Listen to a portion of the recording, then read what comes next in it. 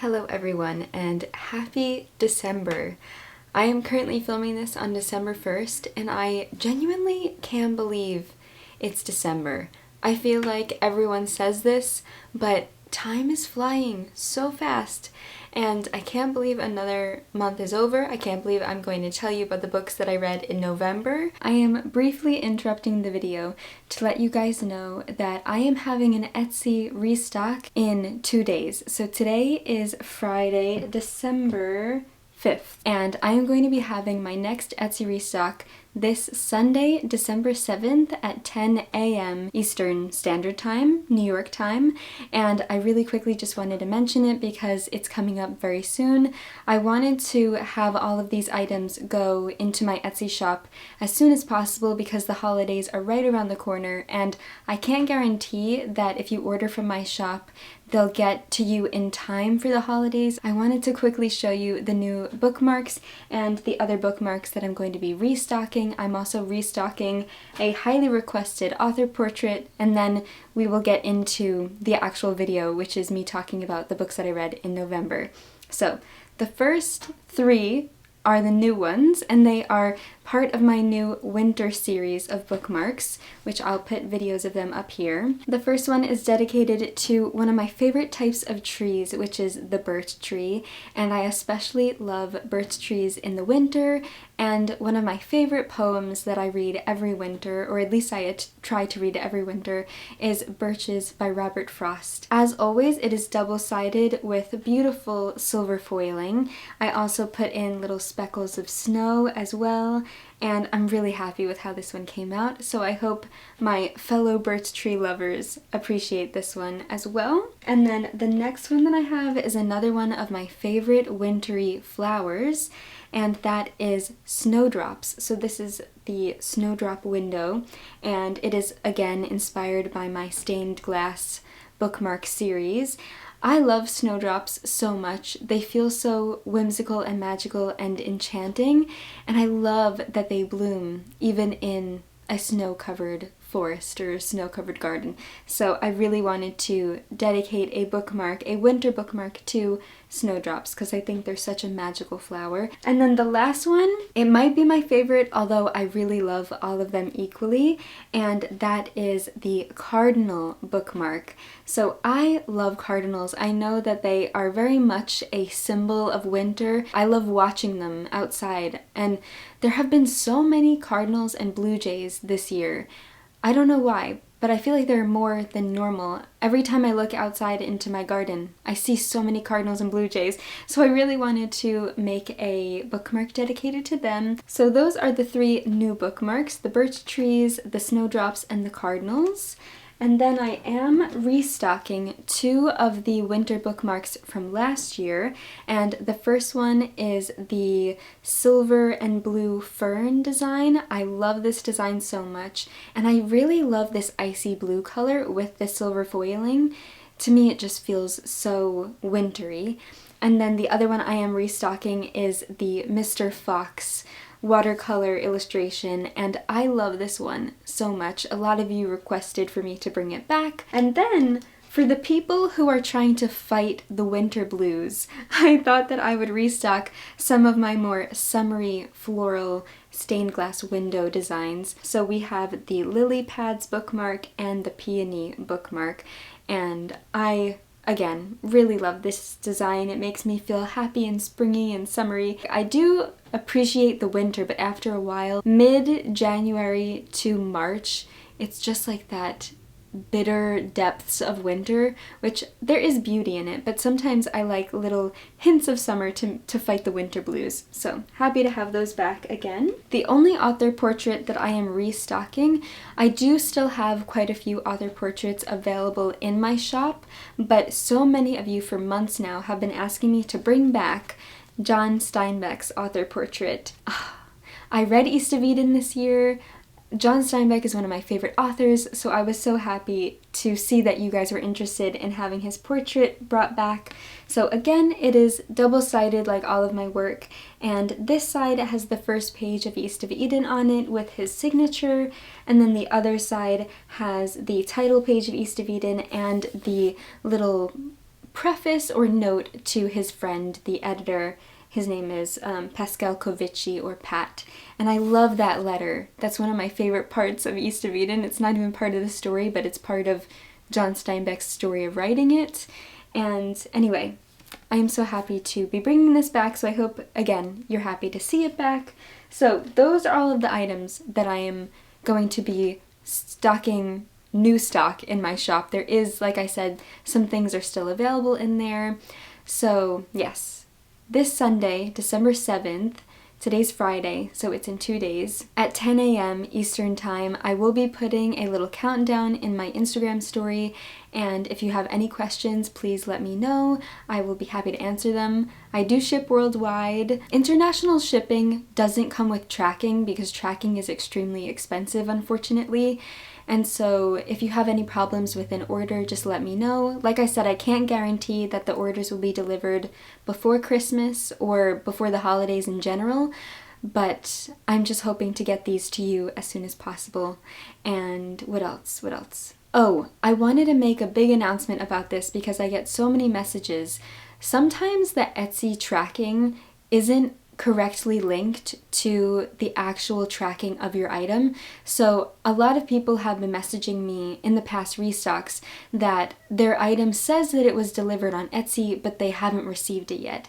That seems to be very common, and you'll most likely receive it within the next few days. I don't know why it's not properly linked. I wish that I could figure it out. If your item says that it was delivered and it wasn't, just maybe wait a few more days. You can still message me. I'll be happy to look into it, although I can't really control that too much.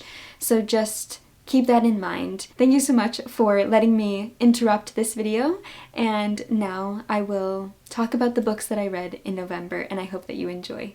I had a very interesting November. I was traveling for half of November, so I basically barely read in the first half of November, and then I read a lot in the second half. I have 9 books to tell you about that I read in November, and many of them are children's literature, and that is because I am an illustrator and a writer, and I am currently working on a middle grade novel that I am putting all of my energy into, and so I haven't had a ton of time to read, and I've also been doing a lot of illustration and writing research into other works of children's literature. So that is why I have a lot of children's literature to talk about today, but I really want you to stick around because I just feel like so many more adults need to read and appreciate children's literature. I know that there are so many adults who do. I love being an advocate for children's literature, and I really want to tell you about these books, and they're really fantastic. So I have been working on my novel for about 3 years, a little more than 3 years. It's gone through so many different changes, and I'm just so, like, my whole mind is wrapped around that project, and so anyway, I'm very excited to tell you about these books that I read. I also read some adult books, I read some fantasy, I read some magical realism, some short stories. I'm just very excited to tell you about what I read, and I would love to know what you read in November, so definitely share that with me in the comments. But without further rambling on, I will tell you about the first book that I read, and that was for my book club, the Well Read Book Club, which I host on Fable. If you want to join, you can join for free. Every month, we read from a different genre, and I need to start planning what we're going to be reading and the different genres we're going to be reading in 2026. Because that's another thing that I haven't really wrapped my mind around. I really need to start planning my different reading, my different TBRs, and different videos for the new year. I have not done any of that. So anyway, but the book that we read in November for the Well Read Book Club for the genre of fantasy was The Invisible Life of Addie LaRue by V.E. Schwab, and I hadn't read a V.E. Schwab book since I think 2019 when I read her Darker Shade of Magic series, which I really liked. And I'm not the biggest fantasy reader or the biggest adult fantasy reader. I really love magical realism, where obviously you have magic incorporated in realism. This is kind of like, I feel like verging on fantasy, but it's mainly magical realism, I would say. And so The Invisible Life of Addie LaRue is about this character, Addie, who was born in the late 1700s, I think, or the mid 1700s in France. and how through different circumstances she makes a wish and she basically signs away her soul, or kind of makes a wish to this god, this dark god or this devil, and he manipulates her wish and basically makes her constantly forgettable. So every time she meets someone, they remember their interaction with her, but the second they lose sight of her, they completely forget her, and it's as if they've never met, even her own family. And so she has to go through life, and she's quite immortal. Well, she is immortal. She goes through life just constantly being forgotten by the different people that she interacts with. And we also follow her in New York City in 2014, when someone that she interacts with maybe has a different reaction towards her, and I don't want to say too much. It was such an interesting concept, and I really liked how V.E. Schwab wrote the story. For some reason, I didn't really feel very connected to Addie as a character, and I enjoyed the book, I enjoyed the writing, I enjoyed the concept, but there was some aspects of the execution that I didn't completely love.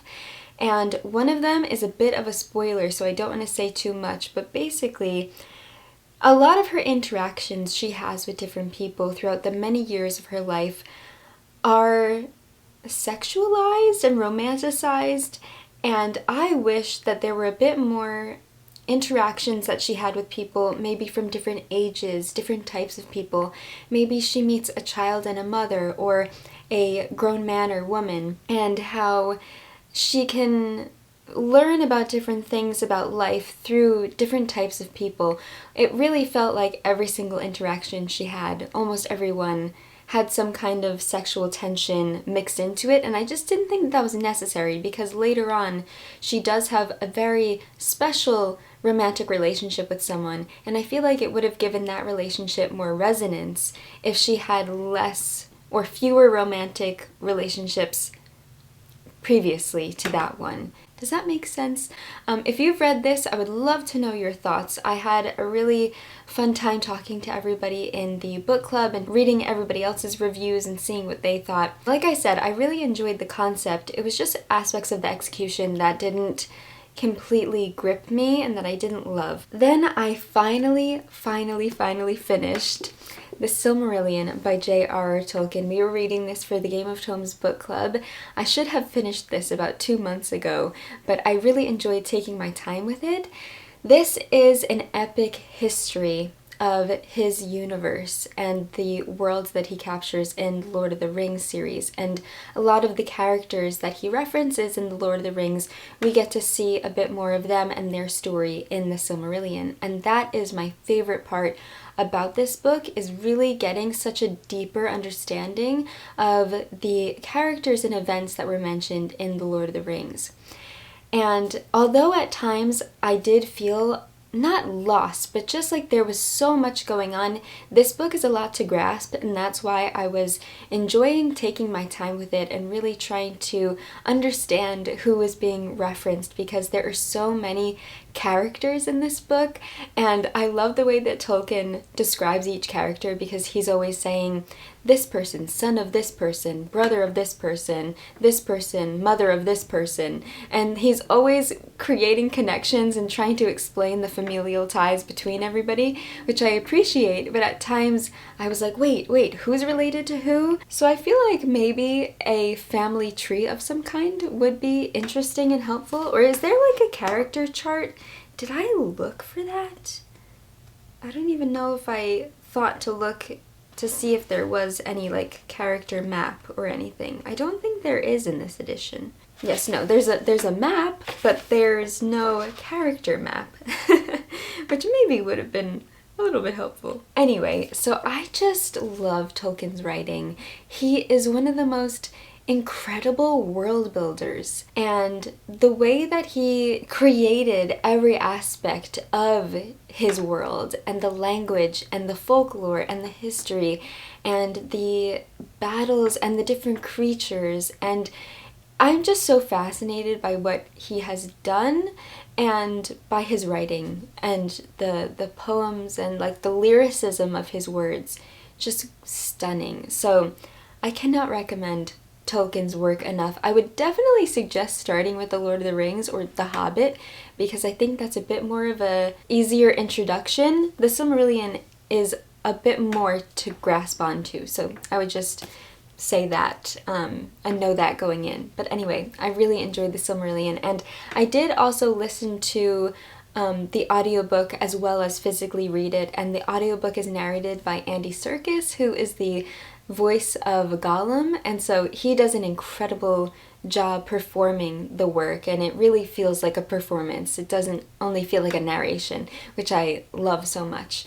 But yes, I loved this, and it's just such an epic story. So like I said, in November I was traveling a lot. I was visiting my husband's family, and when I came home I really felt like it's halfway through the month. I haven't read that much. I was reading 2 longer books, and I felt like I needed something short and engaging, and I saw this book on my shelves and I picked it up, and I'm so glad that I did, and that is Galatea by Madeline Miller. I read this short story 2 years ago when Leon and I did a 24-hour readathon before we got married, so that video is, I think, doing a 24-hour readathon with my boyfriend or something, but that was such a wonderful time. And so I read this short story during that 24-hour readathon in 2023, and I hadn't reread it since. And then Leon and I, for my birthday in October, this past October, we went to the Metropolitan Museum of Art in New York City, which is one of my favorite places, and he and I both saw the Pygmalion and Galatea painting, and it really inspired me to want to reread this story. And so this is about the story in Of Its Metamorphosis of Pygmalion and Galatea, the sculpture that he creates. So it's basically about this sculptor who sculpts the most beautiful woman, and his ideal woman, and he asks the goddess of love, Venus, to bring her to life, to bring the statue to life, and Venus does.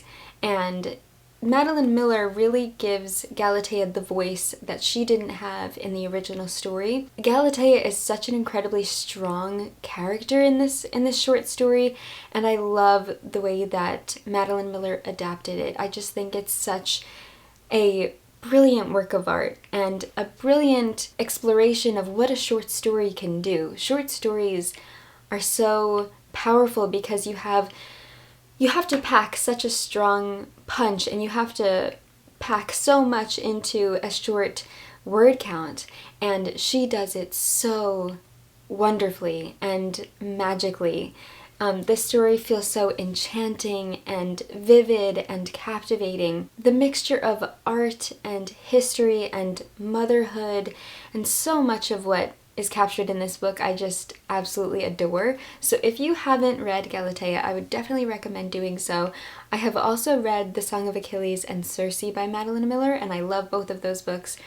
She's just such an incredible author, and I am so excited for her to come out with a new book. So until then, I will just keep rereading her past works. I know short stories can be hit or miss sometimes, but this one is an absolute hit. Speaking of short stories, I then went on to read a book because Leon wanted me to read it. It's another short story collection, and he read it earlier this year and completely fell in love with it, and so he really wanted me to read it, and so I finally did in November, and that is Hermann Hesse's Strange News from Another Planet and Other Stories. Like I said, a lot of short story collections can be hit or miss. I would say there are six short stories in this, right? The first short story is A Man by the Name of Ziegler, and the second one is Augustus. The third one is Strange News from Another Planet. The fourth one is Valdem. The fifth one is If the War Continues, and the sixth short story is called Iris. My favorite two were Strange News from Another Planet and Iris. I really enjoyed the other ones, and I thought they were very thought-provoking and profound, but they didn't grab me the same way that Strange News from Another Planet and Iris did. And I don't want to say too much about the stories because I don't want to spoil them since they are short, but they describe it really well on the back. So it says, a visitor to a zoo discovers he can understand the animals talking. A young man turns into a mountain, and a bird guides a boy to another planet in this selection of dreamlike and visionary fairy tales from the great German-Swiss master. I FaceTimed Leon after reading especially Strange News from Another Planet, and I was just going on and on and on about it to him. So I don't want to spoil it, so I don't want to say too much to you guys, but if you want to talk about this, then definitely leave me a comment because I would love to talk about it with you. He gives you, through these stories, such a unique perspective on life, and it really makes you think about things from your own experiences in a new way. And Strange News from Another Planet discusses the idea of how violence and war can be normalized, and how people that live in a world where there is no war and where there is a greater belief system, how those interact and how those influence the people. I'm blabbing. I want to talk about it, but I don't want to spoil anything, so that's very challenging.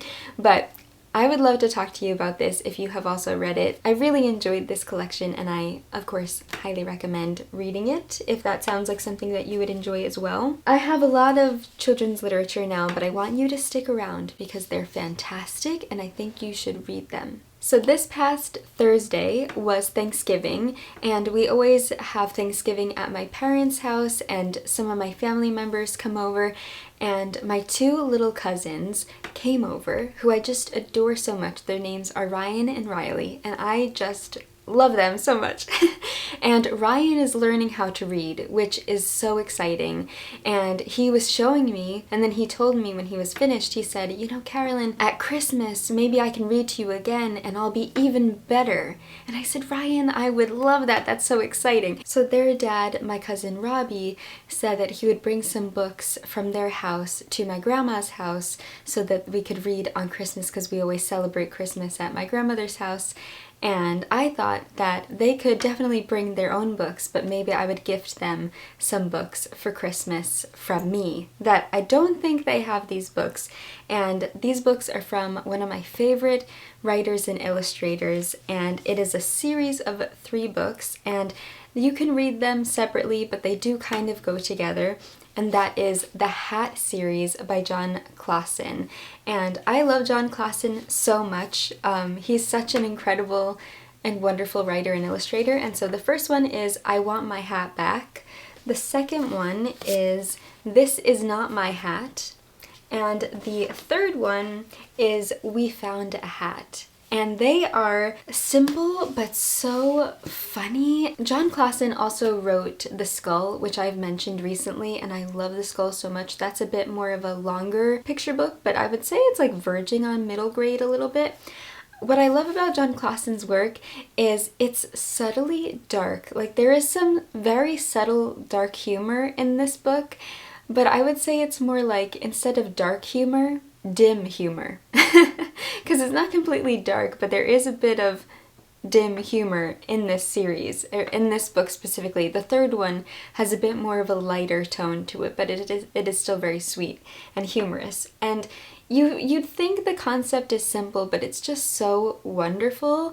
And it's basically about this bear who can't find his hat, and he's trying to look for it, and he's asking everybody, have they seen his hat?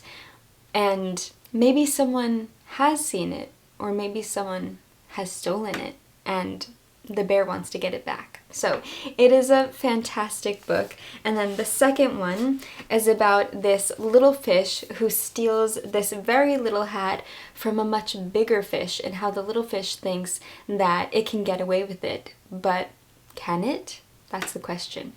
Then the third book is about these 2 turtles who find one hat, and they're trying to figure out who should get the hat. Both of them think that the hat looks great on both of themselves, and so they don't know what to do because they both want the hat, but there's only one hat. So it has a wonderful storyline, and a really great ending. But I also got, these are the board book versions, but they do have them in regular picture book hardback. Why I wanted to get the board books is because Ryan and Riley are still quite young. I wanted the books to be able to, stand the test of time. And so if you are also gifting books to a child, I always like giving board books because I do feel like they are a bit less delicate than the regular thin pages. So these are just so wonderful, and I read them because I was in Barnes & Noble and I was looking at all the different books. I was trying to figure out what books I wanted to get them for Christmas and which ones I think that they would enjoy. I really think they're going to find these quite funny. And they're not too complicated because Ryan is still really new at learning how to read, so I wanted to get something that was a bit simple in the language. And I really think they're going to enjoy these. So I'm excited to read these with Ryan, and I'll let you know what he thinks. I've read these multiple times now, and they just never get old. They're so good. So highly recommend the Hat series from John Clausen and The Skull. The Skull is one of my favorites. The next book that I read, I listened to as an audiobook, and it is a classic middle grade novel that I have been meaning to read for years, and I don't own a copy, and I really wanted to read it. It's a bit wintry, well, it's very wintry as well, so I thought this would be the perfect time to read it, and that is Julie of the Wolves by Jean Craighead George. And this, like I said, is a classic middle grade. I feel like I can't be a middle grade author without having read this book, and I love going through those books. There are so many middle grades that I'm so excited to read that I feel like are classics. And anyway, so I was really excited to read this book, and I loved the concept. So it's about this young girl who is from, I believe, an Eskimo tribe? Yes, and that was a very interesting aspect of the book, is learning more about Native American and Eskimo traditions and the culture. And so it's basically about how she finds herself in this situation that makes her very uncomfortable, and she basically runs away from home. She is in the north of Alaska, I believe. On the north slope of Alaska, her name is Miax. She rebels against a home situation she finds intolerable. She runs away towards San Francisco, toward her pen pal who calls her Julie. But soon Miax is lost in the Alaskan wilderness, without food, without even a compass. Slowly she is accepted by a pack of Arctic wolves, and she comes to love them as if they were her brothers. With their help, and drawing on her father's training, she struggles day by day to survive. In the process, she is forced to rethink her past and to define for herself the traditional riches of Eskimo life: intelligence, fearlessness, and love. I really enjoyed the conversations around human relationships with animals. That's something that I have talked about before on my channel that I really love. I love what we can learn from animals. I love what animals can kind of learn from us as well. And I also really love stories set in Alaska. I was talking about this in my last video, which is winter book recommendations. I recommended 2 books that were set in the Alaskan wilderness. And this is another one that I thought was so wonderful because I think it's very interesting. I love nature writing, and nature is such a strong aspect of life in Alaska, and I really loved how Miax was interacting with the wolves, how they helped her, what she learned from them.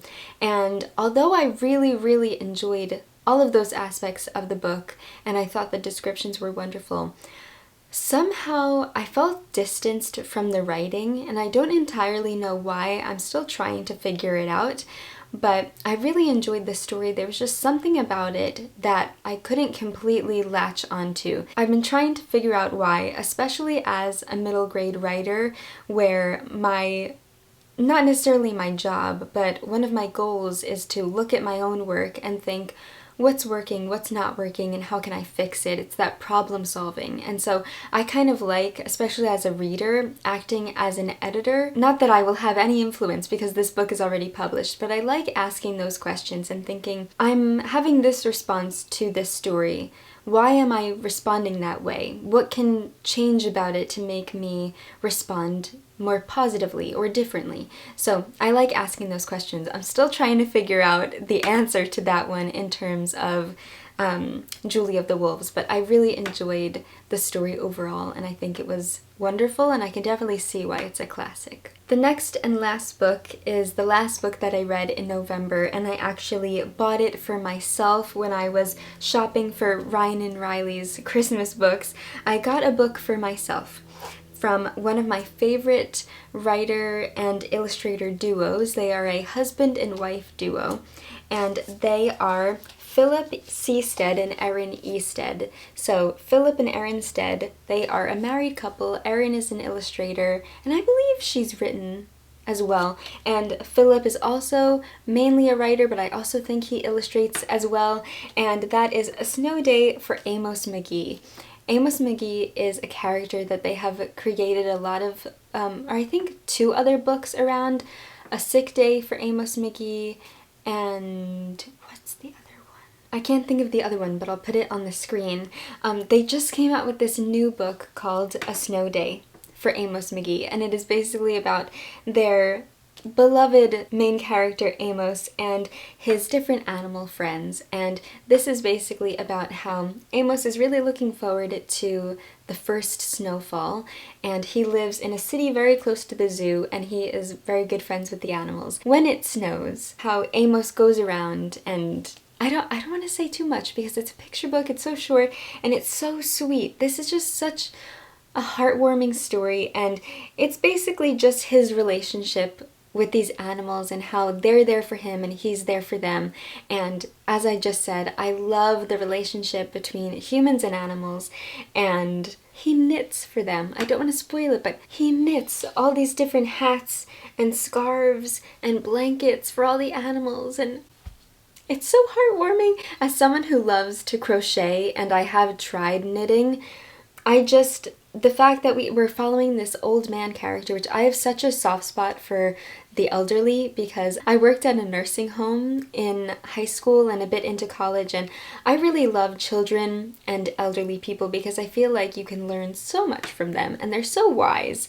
And I just always have such a soft spot for the elderly because I just think that, yeah, like animals, we have so much to learn because they've gone through so much of life, and anyway, I'm gonna keep rambling, but I just love this book so much. I love the story, I love the writing. Philip's writing is so incredible, and Erin's illustrations are stunning. I love working in pencil, and she works a lot in pencil as well, and then she does these woodblock prints, which all of the color in her work is ink through woodblocking. Such an incredible technique and medium. Cannot recommend the Amos books enough, and all of the work by Erin and Philip Stead. All of their books are fantastic. So those are all the books that I read in November. I hope that you enjoyed hearing about them and that maybe you got some recommendations. Like I said at the beginning of the video, I would love to know what you read in November, and if you read any of these books and you want to talk to me about them, definitely chat with me in the comments. But anyway, I'm so excited to figure out what I'll be reading in December and all the different plans for the new year. So I'm going to get busy thinking about that and also getting back to writing and illustrating. So I will see you very soon in another video, and as always, happy reading!